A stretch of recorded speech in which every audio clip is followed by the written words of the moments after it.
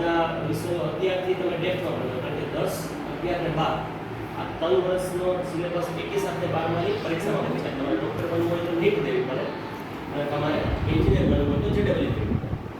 એની અંદર અત્યારથી આ 10મા ધોરણથી જ તમારો પાયો નખાશે. એટલે શું થશે, 10મામાં તમે આ ત્રણ છે, હું કેમેસ્ટ્રી લઉં છું, તમે કેમેસ્ટ્રી લો, હું ફિઝિક્સના હશે, એ રીતે મેથ્સના હશે. તમે અત્યારે ખાલી 10મા ધોરણ પૂરતું જ ભણો એવું લાગે તમને, પણ એવું નથી.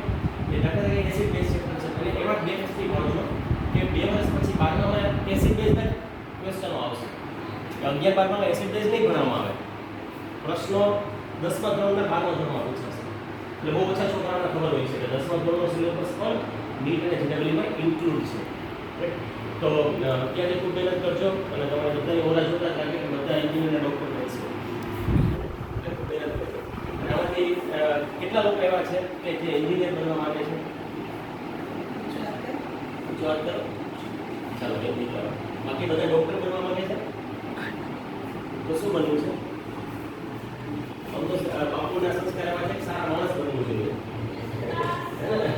એટલે તમારે બધા આશ્રમમાં એવા સારા માણસ 100% બનશો જ બધો, રાઈટ. પણ સાથે સાથે આપણા સાધકો બધા હાઈલી એજ્યુકેટેડ બી હોવા જોઈએ, રાઈટ.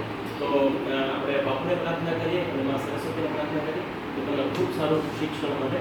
અને મારી કંઈ બી જરૂરત હશે તો બાપુ કહેશે ત્યારે હું મારી સેવા કરીશ. હરિઓમ.